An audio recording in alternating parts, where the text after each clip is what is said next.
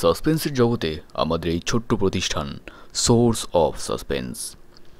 আজ আপনারা শুনবেন লেখক রুবায়েত আমিনের লেখা একটি গ্রাম বাংলার গা ছমছমে গল্প, বৈশাখের এক রাত। আজকের গল্পটি রয়েছে নীল, বিভিন্ন চরিত্রে নীল, শুভদীপ, রোহন, শুভম, লাবণী এবং বিপাশা।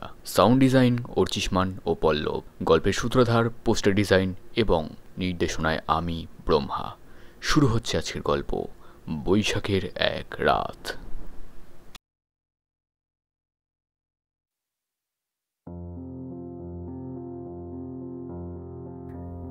কাজে অবহেলা আর বাজে রান্না হবার পরেও বারবার মিথ্যে প্রতিশ্রুতি দিয়ে অনেক দিন ধরে কাজ টিকিয়ে রেখে যাচ্ছিল আমাদের মেসের কাজের মাসিটি। আসলে আমি আসার পর থেকেই তাকে এখানে কাজই দেখছি, কিন্তু এবার একসাথে অনেকেরই মাথা গরম হয়ে উঠেছে। এমন বাজে রান্না আর কতদিন খাওয়া যায়? শেষটাই তাই সবার আপত্তি অভিযোগ উপেক্ষা করে তাকে কাজ থেকে ছাড়িয়ে দেওয়া হলো। তার পরিবর্তে রাখা হলো নতুন এক মেয়েকে। তাকে মেয়ে বলাই চলে, মহিলা ঠিক এখনো হয়ে ওঠেনি। বয়স কত হবে? আমাদের থেকে 4-5 বছর বয়স হয়তো বেশিই হবে। আমাদের মানে আমরা যারা ইউনিভার্সিটি শেষ পড়বে তখন। মেসে তখন আমরাই মোস্ট সিনিয়র। আমাদের চাইতে বয়সে বড় শুধু একজনই ছিলেন, ফয়সাল ভাই। আমরা তাকে রাষ্ট্রপতির মতো শুধু আসনে বসিয়ে রেখে নিজেরাই মন্ত্রী পরিষদ হয়ে হম্বিতম্বি করতাম। অবশ্য এখানে কোনো ছোট বড় ভেদাভেদ ছিল না। সবাই মিলেমিশে আহ্লাদে খেলা নিতে দিনগুলো পার হয়ে যাচ্ছিল বেশ। হ্যাঁ, তো যা বলছিলাম, নতুন মেয়ে কাজে রাখার পরে সবার মনেই বেশ একটা চনমনে ভাব। হয়তো এবার কপালে বেশ ভালো রান্না জুটবে। খেয়ে দেখলাম রান্না তার একেবারে অমৃত নয়, তবে আগের জন যে 7 বার জন্ম নিয়েও এই রান্না বাঁধতে পারত না, এই বিষয়ে সবাই একমত। এই খুশির আবহে আমাদের গুরু ফয়সাল ভাই ঘোষণা করে বসলেন, খাওয়া নিয়ে যখন কথা, তখন একটা বুড়িভোজ চুরিভাতি হোক। সবাই একটু পেট পুড়ে খেয়ে এতদিনের কষ্ট ভালো করে ভুলি। একটু আনন্দেরও দরকার। এই কথায় আর কে দ্বিমত করবে? শুরু হয়ে গেল আয়োজন। হাঁসের মাংস, পোলাও, মাছ ভাজা, ডিম সেদ্ধ আর দই মিষ্টি, এই হলো মেনু। কাজের মেয়েটার সাথে আমাদের বয়সের ফারাক খুব বেশি না হলেও অভ্যেসের বসে সবাই তাকে মাসি বলেই ডাকতাম। বললাম, মাসি পারবেন তো সব? রান্না কিন্তু একটু বেশি। সে বলল, হ্যাঁ দাদা, আপনারা একটু হাত লাগাবেন, তাহলেই সময় মতন সব হয়ে যাবে। হ্যাঁ হ্যাঁ, সে তো করবই। চুই ভাতিতে নিজে কাজ না করলে আবার মজা কিসে? বৈশাখের তখন শেষের দিক। কোনো আভাস ছাড়াই যখন তখন আকাশ কালো করে কালবৈশাখীর ঝড় চলে আসে। সেদিন সন্ধে নামার আগেই সবাই কাজ শুরু করে দিলাম। সে এক অদ্ভুত স্মরণীয় সন্ধে বটে। দোতলায় সাউন্ড বক্সে গান চলছে। সেখানে একদল গিয়ে উথাল পাথাল নৃত্য শুরু করেছে। যে যা ইচ্ছে তাই করছে। কেউ হয়তো নেচে বেড়াচ্ছে। কোনো সমস্যা নেই, অনেক লোক আছে কাজ করার। এত লোকের বরং দরকারই নেই। অধিক সন্ন্যাসীদের যাতে গাজন নষ্ট না হয়, তাই আমিও স্বেচ্ছায় কাজকর্ম বাদ দিয়ে গায়ে হাওয়া লাগিয়ে ঘুরে বেড়াচ্ছি আর একটু ফাও তদারকি করছি। আমাদের মেসটা একটা ছোটখাটো প্রাসাদের মতো। নামেও তার ছাপ আছে, পানাম প্যালেস। হয়তো কোনো কালে একটু বিলাসী দিন কাটানোর জন্যই মালিক হয়তো এটা বানিয়েছিল। সেই বিলাস কি কারণে ঘুচেছে তার কারণ কেউ বলতে পারে না। আমরা খুশি যে আমরা খোলামেলা ছিমছাপ প্রাসাদসম একটা মেসে বেশ সস্তাতেই বাস করতে পারছি। মেসটার এক পাশে আছে রান্নাঘর, আর আছে একটা টিভি রুম। আরেক পাশে 3 তলা মূল ভবন, মাঝখানে একটা ছোটখাটো উঠোন। সন্ধ্যের পরে সেই উঠোনে বসেই 6-7 জন মিলে সিদ্ধ ডিমের খোসা ছাড়াতে লেগে গেল। অন্যদিকে ফয়সাল ভাই একজন সাকরেত নিয়ে রান্নাঘরে পোলাওয়ের হাঁড়ি চড়িয়ে দিয়েছে। পাশে আমাদের রাঁধুনি মাসি বসে হাঁসের মাংসটা ধুয়ে নিচ্ছে। এদিকে এরা ডিমের খোসা ছাড়াচ্ছে, আর আমি দায়িত্বশীল মিডিয়া পার্টনার হয়ে পাশে একটা চওড়া বেঞ্চির উপর শুয়ে চিত হয়ে কাত হয়ে সবার সাথে সেলফি তুলে রাখছি। আরে যা তা দায়িত্ব নাকি, স্মৃতি সংরক্ষণ বলে কথা। সবাই পড়াশোনা শেষ করে একে একে যে যার মতো চলে গেলে এসব স্মৃতিগুলোই তো একসময় জীবনের পালে হাওয়া দেবে। যাই হোক, ডিমের খোসা ছাড়ানো শেষ হওয়ার আগেই ঝোড়ো বাতাসের সঙ্গে হুড়মুড় করে আকাশ ভেঙে বৃষ্টি নামলো। সবাই উঠোন ছেড়ে পালিয়ে বারান্দায় গিয়ে উঠল। এ সময় বৃষ্টি কিন্তু বড়ই ঠান্ডা, ভেজার কোনো উপায় নেই। আমি অগত্যা উপরতলায় উঠে নাচুনে পার্টির সঙ্গে একটু বেঁচে নিলাম। কিন্তু ঝড় বৃষ্টি হলে যা নিয়ম, লোডশেডিং হতেও বেশি সময় লাগলো না। আর সেই তখন লোডশেডিং একবার গেলে আর আসেই না। কাজেই কাজকর্ম সব গুছিয়ে উঠতে উঠতে রাত 10:30 বেজে গেল। ঝোড়ো হাওয়াটা তখন আগের মতো নেই ঠিকই, কিন্তু বৃষ্টি তখনও থেমে থেমে পড়ছে। চড়ুই ভাতি হিসেবে রাত কিন্তু তখন কম নয়, সবার পেট চোঁ চোঁ করছে। এদিকে আমাদের রাঁধুনি মাসিরও তো বাড়ি ফিরতে হবে। মাসি থাকতেন আমাদের সেই পাড়ার একদম শেষ মাথায়। মেস থেকে বেরিয়ে বাঁ দিকে ঘুরে নাক বরাবর সোজা হাঁটতে হবে 15 মিনিট। তারপর আবার হাতের বাঁ দিকে একটা সরু গলির ভেতর ঢুকে আরও মিনিট 2 হাঁটলেই তার বাড়ি। কাজের লোক খোঁজার সময় আমিও সাথে ছিলাম বলে ভালো করেই চিনে নিয়েছিলাম সেই বাড়িটা। যাই হোক, ইলেকট্রিসিটি তখনও আসেনি। রাতে আসবে কিনা বলাও যাচ্ছে না। ফয়সাল ভাই তাই অগত্যা 4টে মোমবাতি জ্বালিয়ে আমাদের 4 জনের হাতে দিলেন। তারপর খাবার সার্ভ করা শুরু করলেন। জনগণকে এতক্ষণ অভুক্ত রাখলে বিদ্রোহ শুরু হয়ে যাবে না? আমার ক্লাসমেট আর অভিন্ন প্রাণ বন্ধু কিরণও ছিল সেই মেসের বাসিন্দা। এরকমই যখন সব মিলিয়ে পরিস্থিতি, তখন কিরণ আর নিচতলার শিশির আমাকে ডেকে বলল, হ্যাঁ রে, তুই তো সারাটা সময় গায়ে হাওয়া লাগিয়েই ঘুরলি। জানা খালাকে একটু বাড়ি অবধি এগিয়ে দিয়ে না। আমাদের জন্যই উনি রাত করলো এত, এই ঝড় বৃষ্টির মধ্যে একা যাবে কি করে? মহা মুশকিল। যা বৃষ্টি হয়েছে, মেসের সামনের রাস্তাটা নিশ্চয়ই এতক্ষণে জলে জমে গেছে। এই রাত্রির বেলা আবার কার ভালো লাগে এইসব জল কাদা ঘাঁটতে। মাসিকে রান্নার কিছু খাবার বাটিতে করে দিয়ে দেওয়া হয়েছে। সেই বেচারিও হাতে 2টো বাটি নিয়ে ছাতা সামলাতে সামলাতে হিমশিম খাচ্ছে। শিশির বলল, চল আমিও যাচ্ছি। অগত্যা বেরিয়ে পড়লাম। কি আর করা, আমি চলছি এক হাতে নিজের মাথায় ছাতা ধরে, আরেক হাতে আছে টর্চ। শিশির ছাতা ধরে নিজের আর মাসির মাথা বাঁচাচ্ছে। মেসের সামনে জল জমেছিল ঠিকই, সেটা নেমেও গেছে, কিন্তু পুরো রাস্তাটা কাঁচা হওয়ায় প্রচণ্ড পিছল। সাবধানে পা ফেলে এগোতে হচ্ছে। ওদিকে যখন মেস থেকে বেরিয়েছি, তখন থেকেই বৃষ্টির জোর আবার বাড়তে শুরু করেছে। কে যেন কালি গুলে ফেলে দিয়েছে জগৎ সংসারের উপর। ঘুটঘুটে অন্ধকার চারিদিকে। রাস্তার দুপাশের দালানগুলো সব যেন প্রাণের অস্তিত্ববিহীন ভুতুড়ে মূর্তি হয়ে দাঁড়িয়ে আছে। মাঝে মাঝে বিদ্যুতের চমকানিতে আরও ভয়াল হয়ে উঠছে সেই রূপ।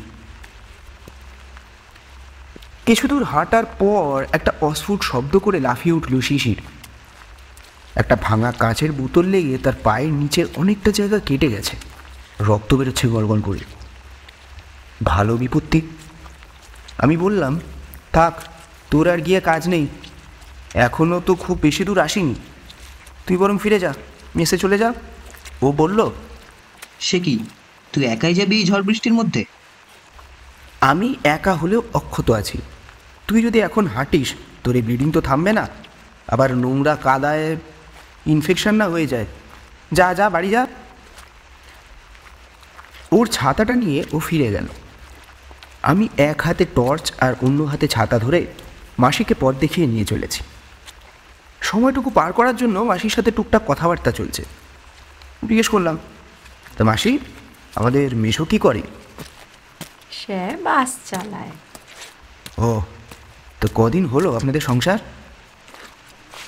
এই তো বছর 4 হবে, সামনের আষাঢ় মাসে। তারপর একটু থেমে বলল, সে যা কামাই করে তাতে আমাদের দুজনের ভালোই চলে যায়। সে তো আমাকে কাজ করতেই দিবে না, আমি জোর করে কাজ করি। কয়টা টাকা বেশি কামাই হলে সংসারেরই তো লাভ, কি বলেন? এখনো বাচ্চা কাচ্চা হয়নি, পরে বাচ্চা নিলে সংসারের আরো খরচা টরচা বাড়বে, তাই নিজে থেকেই এই কাজগুলো করি। ভালো তো। মনে মনে ভাবলাম, নিজেদের ছোট ছোট নীড় নিয়ে এই মানুষগুলো কত না তুষ্ট। অর্ধেকটা রাস্তা হাঁটার পর আসল বিপত্তি বাঁধল। এই জায়গাটায় রাস্তা একটু নিচু, এখানটায় জলও জমে আছে, 1 হাঁটুর কাছাকাছি তো হবেই। ওদিককার বড় রাস্তা থেকে জল এসে ঢুকছে এখানে। আমি আর মাসি একবার একে অপরের মুখের দিকে তাকিয়ে নিলাম। কারোরই আর এই সময় 1 হাঁটু জল মারানোর ইচ্ছে নেই। মাসি অগত্যা বলে উঠল, দাদা, আরেকটা রাস্তা আছে, কিন্তু একটু পিছিয়ে যেতে হবে। এই সময় যে কোনো বিকল্প রাস্তা নিতেই আমি প্রস্তুত।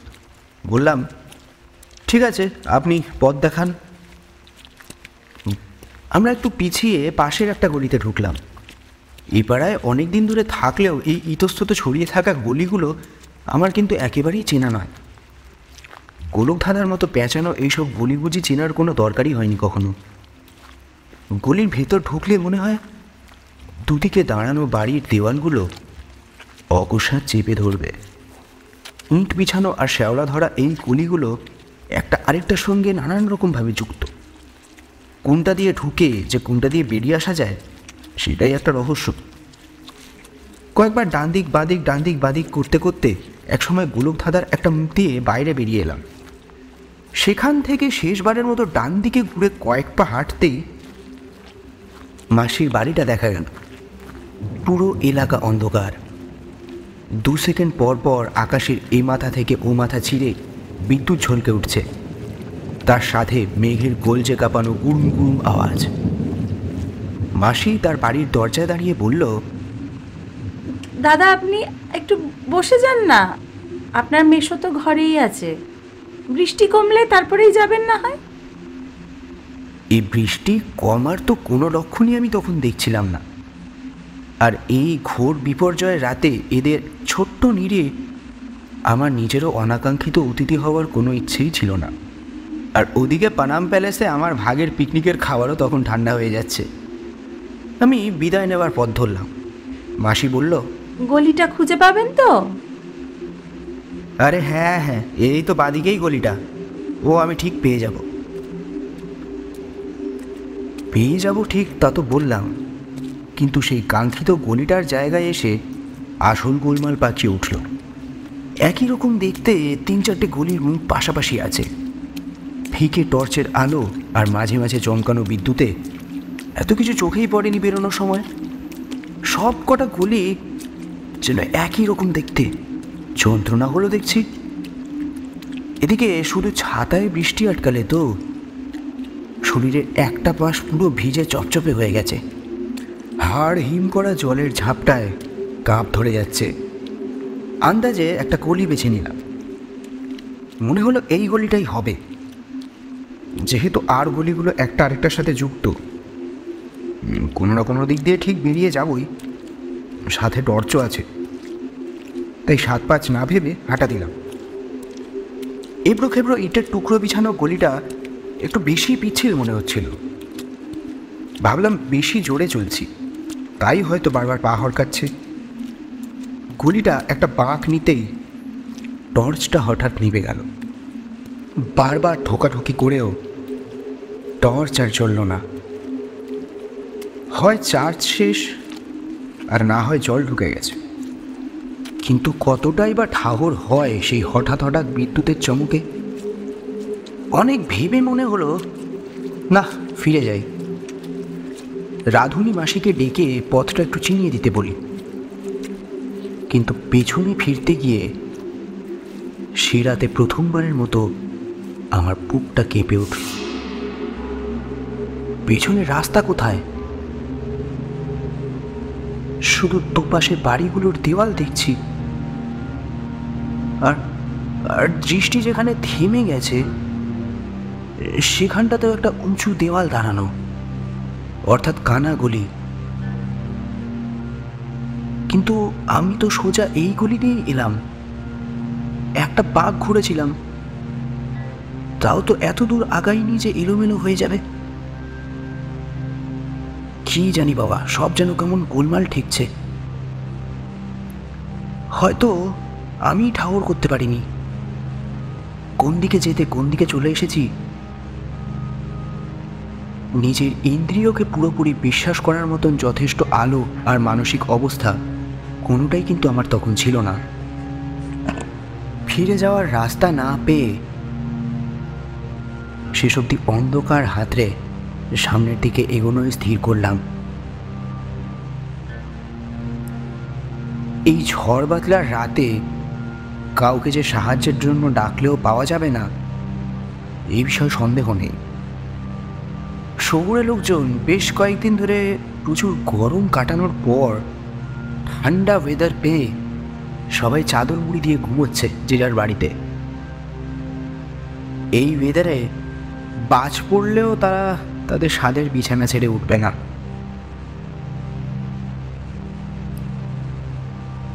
আরো দুটো পাক ঘোরার পর আচমকা একটা খোলা দরজার সামনে এসে দাঁড়ালাম।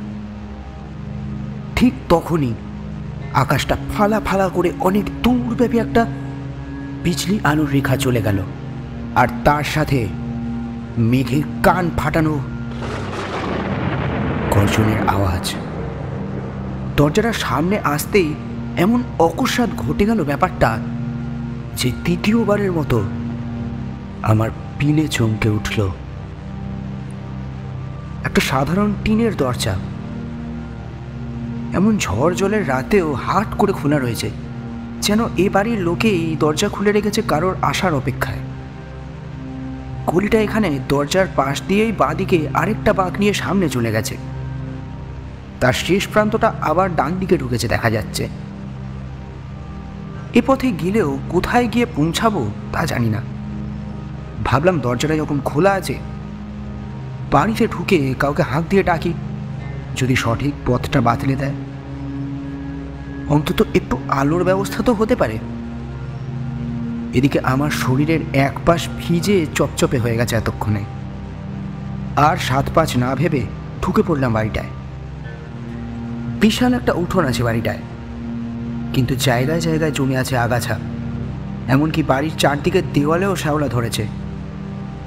উঠোনের ঠিক মাঝেই দাঁড়িয়ে আছে একটা ঝাঁকড়া আম গাছ।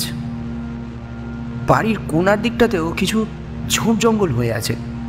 বিদ্যুতের আলোয় এতখানি বুঝলাম। এদিকে মূল বাড়িটা উঠোন থেকে কিন্তু বেশ উঁচু, জং ধরা গ্রিল দিয়ে তার বারান্দা ঘেরা। চুটে ওঠা লোহার গ্রিলের গেটটার সামনে দাঁড়িয়ে আমি আওয়াজ দিলাম, কেউ আছেন? একটু সাহায্য করতে পারেন? কেউ কি আছেন বাড়িতে? কারো সাড়া শব্দ নেই। আরো বার কয়েক হাঁক দিয়েও যখন কোনো সাড়া পেলাম না, ভাবলাম এই বাড়ির লোকজনও বোধহয় ঝড়ু রাত্রি নিদ্রাসুখ ভোগ করছে। কিন্তু এভাবে বাড়ির সদর দরজা খুলে কি জানি ঝড়ের দাপটে বোধহয় খুলে গেছে। যা দুর্বল দরজা দেখলাম। কারোর আওয়াজ না পেয়ে বেরিয়ে যাব ভাবছি, এমন সময় ভেতর থেকে এক মিঙলি গলা ভেসে এলো। কি চাই? যাক, যেই আছে তাহলে। না মানে বলছিলাম, আমি আসলে পথ ভুল করে এদিকটা চলে এসেছি। আমি এই পাড়াতেই থাকি, ওই যে পানাম প্যালেস, ওই বাড়িটায়। পানাম প্যালেসে যাওয়ার রাস্তাটাকে একটু বাতলে দিতে পারেন? ভেতরে আসুন। মিহি কণ্ঠে বলে উঠল সেই নারী। না না, আপনাদের কষ্ট দেবো না এই রাত দুপুরে। আমাকে একটু হিন্ট দিলেই আমি চলে যেতে পারবো। আপনি ভেতরে আসুন, ভিজে গেছেন তো, গেট খোলা আছে, আসুন। আমি কিন্তু তখনও সুকণ্ঠী নারীটিকে দেখতে পাইনি। বারান্দার ভেতরে ঘুটঘুটে অন্ধকার। তিনি আমায় বিদ্যুতের আলোতে দেখতে পাচ্ছেন বোধহয়। গ্রিলের দরজায় হাত রেখে দেখি, হ্যাঁ, খোলাই আছে। আমি দরজা ঠেলে উঠে এলাম বারান্দায়। ভেতরে ঘর থেকে তিনি বললেন, চেয়ার আছে ওখানে, বসুন। আছে বই কি। অন্ধকার হাতড়ে বসে পড়লাম। বললাম, আমি আসলে ওই আমাদের মেসের কাজের মেয়েটিকে একটু এগিয়ে দিতে এসেছিলাম। ফেরার সময় বোধহয় ভুল গলি ধরে ফেলেছি। আপনারা কি শুয়ে পড়েছিলেন? আসলে বাইরের গেটটা খোলা দেখলাম তো, তাই। ভেতর থেকে কিন্তু কোনো উত্তর এলো না। মাঝে মাঝে খুটখাট করে কিসের যেন আওয়াজ হচ্ছে। আমি বলে গেলাম, হয়েছে কি, আমার টর্চটাও কাজ করছে না। কোনো উত্তর নেই কেন? আর বাইরের লোক ঘরে এসেছে, তবুও ঘরদোর সব অন্ধকার কেন? বর্ণনামূলক কথা বাদ দিয়ে আমি সরাসরি আবার প্রশ্ন করলাম। এইবার জবাব এলো। আছে, আমার দাদা আছে, মোমবাতি আনতে গেছে। ঘরে মোমবাতি শেষ হয়ে গেছে, তাই আপনাকে আরো দেখাতে পারছি না। আচ্ছা, এই জন্যই তাহলে বাইরের দরজাটা খোলা ছিল। কিন্তু বাড়িতে কি তাহলে আর কেউ নেই নাকি? নারী কণ্ঠটি ভেতর থেকে বলে উঠল, চা খাবেন? চা? হ্যাঁ, না মানে আপনি আবার এত রাতে কষ্ট করে কেন? আমি বরং উঠি, আপনাকে আর শুধু শুধু। আপনি বসুন, চা খান। আমার দাদা এলে আপনাকে পথ দেখিয়ে দেবে। এটা উত্তম প্রস্তাব। আমি বসলাম। ভেতরে একটা খট খট শব্দ হচ্ছে। একবার উঁকি দিলাম আর চোখে। শব্দটা হচ্ছে ঠিকই, কিন্তু ভেতরটা এখনো অন্ধকার। করছেটা কি? আমি জিজ্ঞেস করলাম, তা আপনার দাদা কি করেন? দাদার জুয়েলারির ব্যবসা। ও। একটু পরে চা এলো। অন্ধকারের ভেতর থেকে একটা কাপ বাড়িয়ে দেয় অদেখা রমণীটি। তারপরে বলে, এই নিন। আমিও আন্দাজে হাত বাড়িয়ে কাপটা নিয়ে নিলাম। কিন্তু কাপটা নিতে গিয়ে যখন তার হাতের সঙ্গে আঙ্গুলটা ছোঁয়া লাগলো, ঠিক সেই মুহূর্তেই ভয়ে আঁতকে উঠলাম। এমনিতেই বৃষ্টিতে ভিজে জবুতবু হয়ে গিয়েছিলাম, কিন্তু তারপরেও সে হাত এত ঠান্ডা আর কঠিন যে আমার শিরদাঁড়া দিয়ে যেন একটা ঠান্ডা স্রোত বয়ে গেল। ঘোর কাটতে একটু সময় লাগলো। ভেতর থেকে তিনি বললেন, কই, খেয়ে বলুন কেমন হয়েছে। আমার কেমন যেন একটা খারাপ অনুভূতি হতে লাগলো। কাপটা মুখের কাছে আনতেই একটা উৎকট গন্ধ নাকে লাগলো। এ কি কোনো ভেষজ চা দিল নাকি?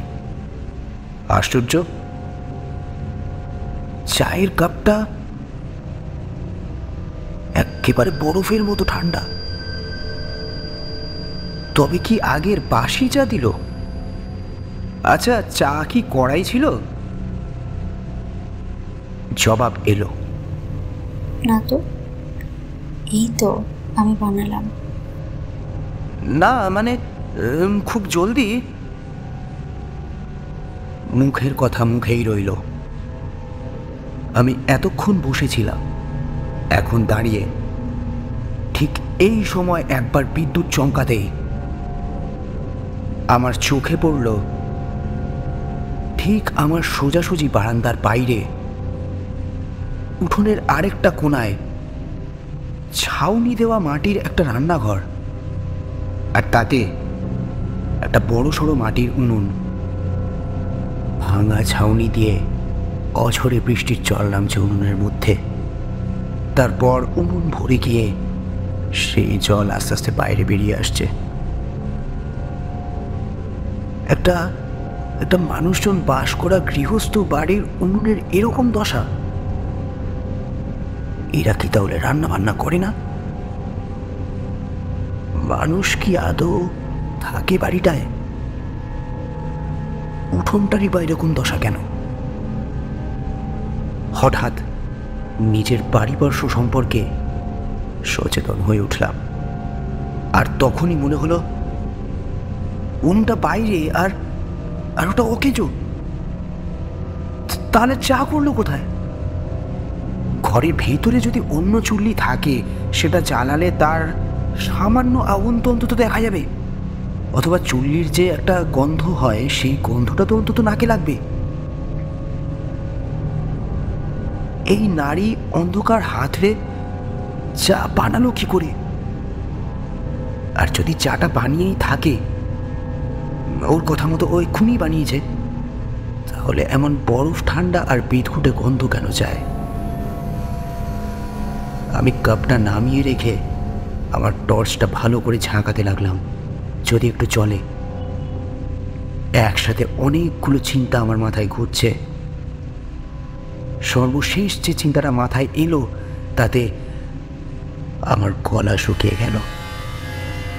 এই বিপর্যয়ের মধ্যরাতে এলাকার কোন মহাপুরুষের দোকান খোলা আছে যেখানে এর ভাই মোমবাতি আনতে গেছে? কি হলো, চাটা খেতে পেলেন না? না, ভেতর থেকে বলে উঠল সে। আমি টর্চটা ঝাঁকিয়ে বারবার সুইচ অন অফ করে চলেছি। একটু আলো দরকার। এত রহস্যের ভেতরে চারিদিকের অন্ধকার যেন আমাকে গিলে খেতে চাইছে। মেয়েটা বলে চলেছে, দাদাও খেতে পারেনি জানেন, ওরা খেতেই দিল না। আমি কতবার করে বললাম চাটা খেয়ে গিয়ে দরজাটা খোলো, শুনলই না আমার কথা। আমার মাথা তখন কাজ করছে না। কি সব আবল তাবল বকছে এই মেয়ে। নিখাত কোনো পাগলের পাল্লায় পড়েছি, কিন্তু শুধু কথাবার্তাই পাগলাটে মনে হচ্ছে না। এই বাড়িটার সব কিছুই যেন আস্তে আস্তে গোলমেলে লাগছে আমার কাছে। সন্দেহ হলো, সত্যি এর কোনো দাদা আদৌ আছে তো যে বাইরে গেছে? যদি না হয়ে থাকে তবে কি এই বড় বাড়িতে এ মেয়ে কি একলা থাকে? আমার বুকের ভেতরটা কেঁপে উঠল অজানা আশঙ্কায়। একটু পর ভেতর থেকে একটা ফুঁপিয়ে কান্নার আওয়াজ এলো। লম্বা লম্বা করে শ্বাস টেনে এক এক অপার্থিব স্বরে কান্না। এমন ভয়ানক পরিস্থিতিতে আর অন্ধকারে একলা এমন আকস্মিক কান্নার শব্দ আমার শিরদানা দিয়ে যেন একটা ঠান্ডা স্রোত বইয়ে দিল। আমি প্রাণপণে টর্চটাকে ঠোকাঠুকি করেই চলেছি। এমন সময় কান্না থেমে গেল। পর মুহূর্তেই আচমকা ঘরের ভেতর থেকে এক ভয়াবহ আর্তচিৎকার ভেসে এলো বাইরে।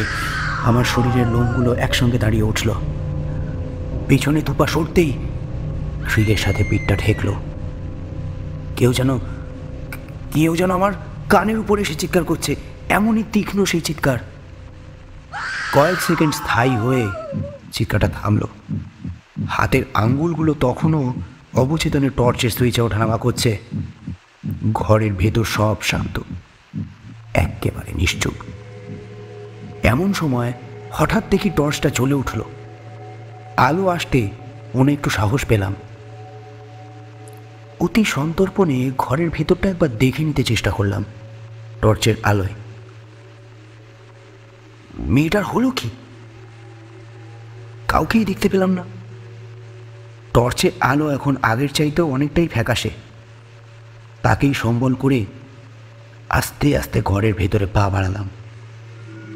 আমি ঘরের এক প্রান্ত থেকে টর্চের আলো ফেলে দেখছি চারদিকটা।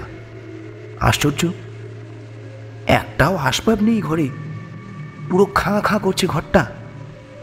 আর আর মেয়েটাই বা গেল কোথায়? পাশে একটা ঘর আছে অবশ্যই। আমি ধীরে ধীরে টর্চ ঘুরিয়ে চললাম, সেই সাথে নিজেও একটু একটু করে শুচ্ছি। দেওয়াল জুড়ে মাকড়সার চাল, ঘরের ঠিক মাঝখানে একটা তাক দেওয়ালের সাথে লাগানো, তার উপর একটা পিতলের পুরনো জলের জগ আর দুটো গ্লাস রাখা। নিচে মেঝের উপরে একটা স্টোভের জীর্ণ দশা। সব কিছুর উপরেই বেশ পুরো ধুলোর আস্তরণ। একটা গ্লাস হাতে নিয়ে উপর করে ধরলাম, ঝরঝর করে কিছু ধুলো পড়ল। সর্বনাশ! এই যে পরিত্যক্ত বাড়ি, এতক্ষণ তাহলে। আর তখন কিছু ভাবার বা দেখার মতন অবস্থা আমার এতটুকুও ছিল না। দ্রুত পেছনে ফিরে ঘর থেকে বেরোতে গিয়ে কিসে যেন হোঁচট খেয়ে দড়াম করে পড়লাম ঘরের মেঝেতে। টর্চটা কিন্তু তখনও চলছে। তাড়াতাড়ি টর্চটা তুলে নিয়ে কিসে পা বাঁধলো সেই উদ্দেশ্যে সেদিকে টর্চের আলো ফেলতেই যেটা চোখে পড়ল, তাতে আমার আত্মারাম পুরোটাই খাঁচাছাড়া হবার জোগাড়। একটা মাঝবয়সী পুরুষের লাশ পড়ে আছে মেঝের উপরে, আর আর তার মাথার মাঝখানটা একটা গভীর ফাটল। খালি চোখে দেখলে মনে হয় ভারী কিছু দিয়ে আঘাত করা হয়েছে নিশ্চয়ই সেখানে। সেই ফাটল থেকে গড়িয়ে পড়ে মেঝেতে চাপ চাপ রক্ত জমাট বেঁধে আছে। আমি দ্রুত উঠে দাঁড়াতে গিয়ে টর্চের আলোয় চোখ আটকে গেল ঘরের অন্য প্রান্তে। সেখানে ঘরের কোণা ধরে ঘরের মেঝের ওপরে এক নারী মূর্তি বসে আছে, তার দৃষ্টি আমার দিকেই। এলোমেলো চুলগুলো বিভৎস হয়ে তার মুখের উপরে লেপ্টে আছে। এক হাতে সে তার গলা চেপে আছে, আর সেখান থেকে অঝোর ধারায় রক্ত ঝরছে। একটা হাত যেন সে আমার দিকে বাড়িয়ে সাহায্য চাইছে, আর নিজের শরীরটাকে টেনে হিচড়ে এগিয়ে আসছে আমার দিকেই। ক্রমশ তার আকুতি যেন যেন আক্রোশে পরিণত হলো। নিহাত নারী সুলভ চেহারাটা প্রবল ক্রোধ নিয়ে এক নিমেষে বদলে গেল। ফুটে উঠল এক বিকৃত মুখচ্ছবি। শরীরে হ্যাঁচড়ানো ছেড়ে এবার সেটা চার পায়ে যেন দ্রুত গতিতে আমার দিকে এগিয়ে আসতে লাগলো। আমি আর কোনো দিকে না তাকিয়ে 7-5 না ভেবে টর্চ ফেলে সোজা দৌড় দিলাম। দৌড়ে দৌড়ে গিয়ে বারান্দা থেকে কিছুটা নেমে উঠোনটায় মুখ তুলে পড়ে গেলাম। কাদায় মাখামাখি হয়ে উঠে আবার দৌড় দিলাম। ঘন ঘন বিদ্যুতের চমকে বাইরের দরজাটা চোখে পড়ল। চান একদম হাতে করে নিয়ে ঊর্ধ্বশ্বাসে দৌড় দিলাম। এক দৌড়ে বাড়িটা চৌহদ্দি পেরিয়ে বাইরে বেরিয়ে এলাম। তারপর কোন দিকে যে ছুটলাম তার কোনো হদিশ করতে পারলাম না। শুধু মনে হচ্ছিল যে ছুটতেই হবে। এই গলি ও গলি এবাক ওবাক করে অনেকক্ষণ ধরে ছোটার পর আমার মনে হলো যেন একই জায়গায় দৌড়ে চলেছি। প্রাণটা ছটফট করে উঠল। মনে হলো এই গোলক ধাঁধা থেকে আমি কোনোদিনই বেরোতে পারবো না। এরকমভাবে ছুটতে ছুটতে হঠাৎ এক পিচ্ছিল জায়গায় পা পিছলে মাথাটা ভারী কি একটার সঙ্গে লাগলো। তারপর কি হলো তার জানা নেই।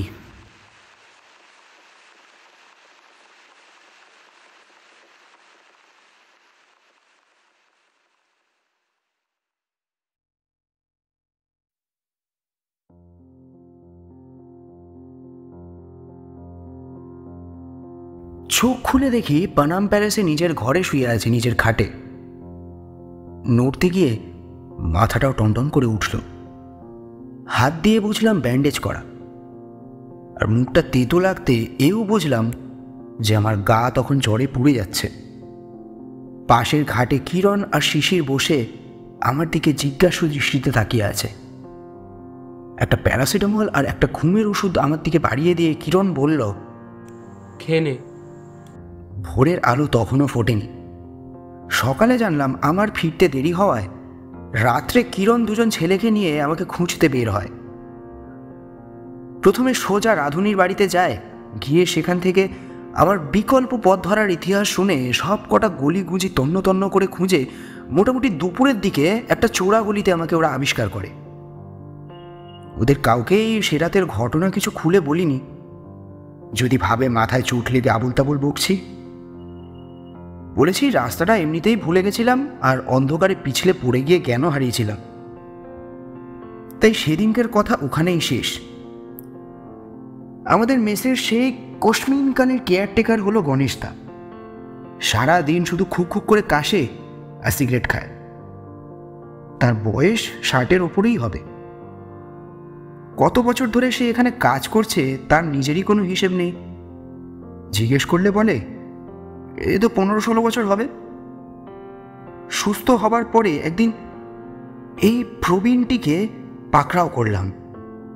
একটা সিগারেট হাতে ধরিয়ে দিয়ে বললাম, আচ্ছা গণেশদা, এই পাড়ায় কোনো জুয়েলারি ব্যবসায়ীর দোকান ছিল? জুয়েলারি ব্যবসায়ী? হ্যাঁ, সে তো একজন থাকতো, কিন্তু সে তো বছর 4 আগেকার কথা। এই কেন বলো তো? না, এমনি। তুমি চিনতে নাকি? হ্যাঁ হ্যাঁ, ওর নাম ছিল আয়ুষ্মান বসাক। ছেলেটা বড় ভালো ছিল যেন। মুড়ে দেখা হলেই প্রায় চাটা খাওয়াতো। বাপের ভিটে ছিল অন্য শহরে। ওর একটা বোনও ছিল, কি নাম, হ্যাঁ মনে পড়েছে, অনুসুয়া। বোনটা কি এখানে ইউনিভার্সিটিতে পড়াতো আর নিজে ওই রানীবাজারে একটা জুয়েলারির দোকান করেছিল। ভালো মানুষগুলো বেশি দিন বাঁচে না রে।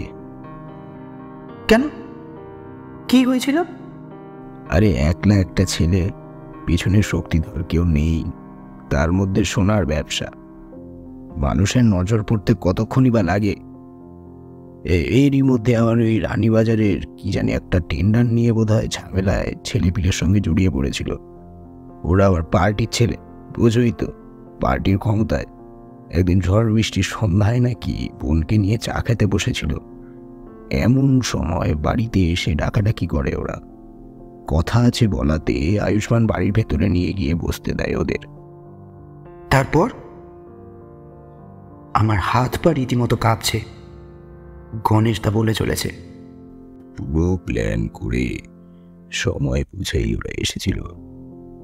ছেলেটার মাথার মাঝখানে নাকি লোহার রড দিয়ে বাড়ি মারে, আর ওর বোনটা চিৎকার করে ওঠায় ওর গলায় ছুরি চালিয়ে দিয়েছিল।